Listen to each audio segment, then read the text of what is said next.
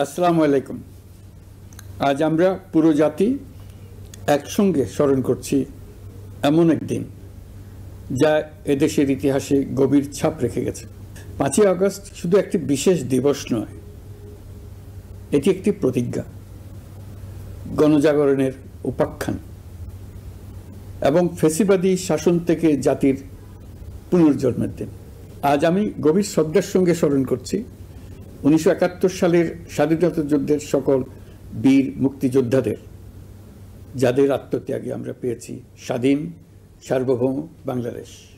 1971 সালে সাম্য, মানবিক মর্যাদা ও সামাজিক ন্যায় বিচার প্রতিষ্ঠার লক্ষ্যে এদেশের জনগণ সশস্ত্র মুক্তিযুদ্ধে অংশগ্রহণ করেছিল। লাখো প্রাণীর বিনিময়ে একটি স্বাধীন রাষ্ট্র প্রতিষ্ঠা হয়েছিল। কিন্তু স্বাধীনতার অর্ধ শতাব্দী পরেও এদেশের মানুষ সুবিচার ও গণতন্ত্র থেকে বঞ্চিত হয়েছে, বৈষম্যের শিকার হয়েছে। 2024 সালের উত্তাল জুলাই ছিল বাংলাদেশের ইতিহাসে এক সংকটময় অধ্যায়, 16 বছরের পুঞ্জীভূত ক্ষোভের বহিঃপ্রকাশ। এদেশের এই বিপুল সংখ্যক তরুণরা 16 বছর ধরে ক্রমাগত হতাশায় নিমজ্জিত ছিল। ভালো ফলাফল করেও চাকরির জন্য ক্ষমতাসীনদের দুয়ারে দুয়ারে ঘুরেছে। চাকুরিকে ঘিরে তৈরি হয়েছিল দুর্নীতি, স্বজনপ্রীতি আর তদবির বাণিজ্য। যে তরুণ ঘুষ দিতে পারেনি, এলাকার মাফিয়াদের সঙ্গে সখ্য গড়ে তুলতে পারেনি, তার চাকরি হয়নি।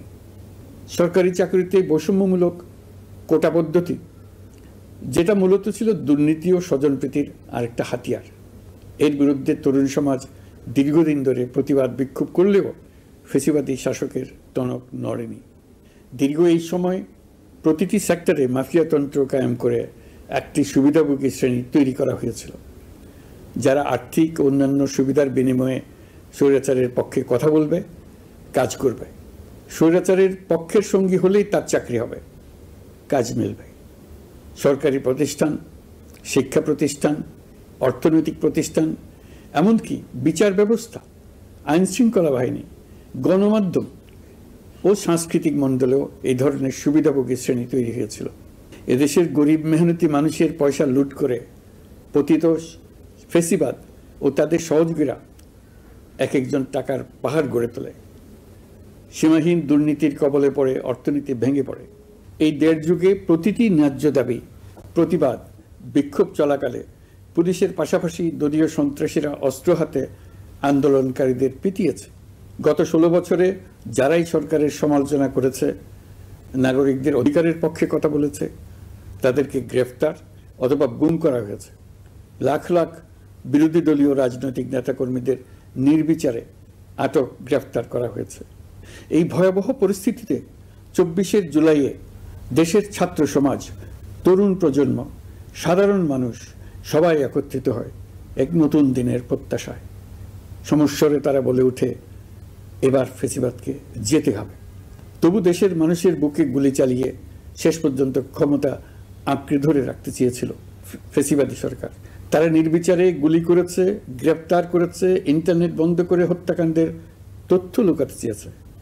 রাতের অন্ধকারে এলাকায় এলাকায় অভিযান চালিয়ে ছাত্রদের আটক করেছে। গুলিবিদ্ধ আহতদের তারা হাসপাতালে চিকিৎসা নিতে দেয়নি। হাসপাতালগুলোকে নির্দেশ দেওয়া হয়েছিল যেন আহতদের ভর্তি না করা হয়।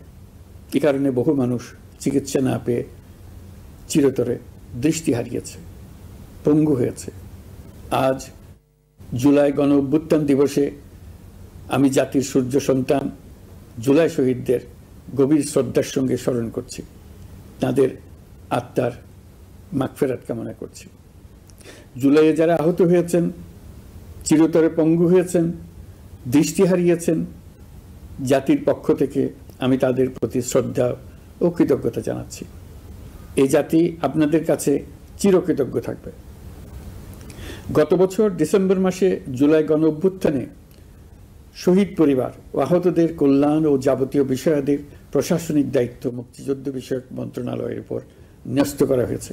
এখন পর্যন্ত 836টি শহীদ পরিবারের মধ্যে 775টি শহীদ পরিবারকে মোট 98,40,00,000 টাকার সঞ্চয়পত্র ও মাসিক ভাতা বাবদ ব্যাংক চেক দেওয়া হয়েছে। অবশিষ্ট যারা আছেন তাদেরও কয়েকটি বিষয় নিষ্পত্তি সাপেক্ষে সঞ্চয়পত্র দেওয়ার প্রক্রিয়া চলছে। এর পাশাপাশি আহত 13,800 জন জুলাই যুদ্ধকে 3টি ক্যাটাগরিতে নগদ টাকা ও চেক বাবদ মোট 153 কোটি 4 লাখ টাকা প্রদান করা হয়েছে। এর মধ্যে 78 জন অতি গুরুতর আহত জুলাই যোদ্ধাকে সিঙ্গাপুর, থাইল্যান্ড, তুরস্ক এবং রাশিয়ায় উন্নত চিকিৎসার জন্য পাঠানো হয়েছে এবং চিকিৎসা ব্যয় বাবদ এ পর্যন্ত 97 কোটি 50 লাখ টাকা ব্যয় হয়েছে। জেলা উপজেলা পর্যায়ে সকল সরকারি হাসপাতাল বা ক্লিনিক বা স্বাস্থ্যকেন্দ্র, মেডিকেল কলেজ হাসপাতাল এবং সরকার কর্তৃক নির্ধারিত বিশেষায়িত হাসপাতালগুলোতে সকল শ্রেণীর আহত জুলাই যোদ্ধাদের অগ্রাধিকার ভিত্তিতে বিনামূল্যে চিকিৎসা সেবা দেওয়ার সিদ্ধান্ত হয়েছে। সরকারের পক্ষ থেকে জুলাই শহীদ ও আহতদের জন্য আরও নানা উদ্যোগ নেওয়া হচ্ছে। তবে জুলাইয়ের মহানায়কদের আত্মত্যাগ তখনই সার্থক হবে যখন এই দেশকে আমরা একটি সত্যিকারের জনকল্যাণকর দেশ হিসেবে গড়ে তুলতে পারব। আজ আমরা কেবল অতীত স্মরণ করতে আসিনি, আমরা একটি শপথ গ্রহণ করতে এসেছি। শপথ এই, আমরা কোনো ধরনের নিপীড়নের কাছে মাথা নোয়াব না। আমরা প্রতিষ্ঠা করব একটা জবাবদিহিমূলক, মানবিক, গণতান্ত্রিক এবং বৈষম্যহীন রাষ্ট্র, এমন রাষ্ট্র যা সবসময় জনকল্যাণে কাজ করবে। জুলাই শহীদদের আত্মত্যাগ আমরা বৃথা যেতে দেব না।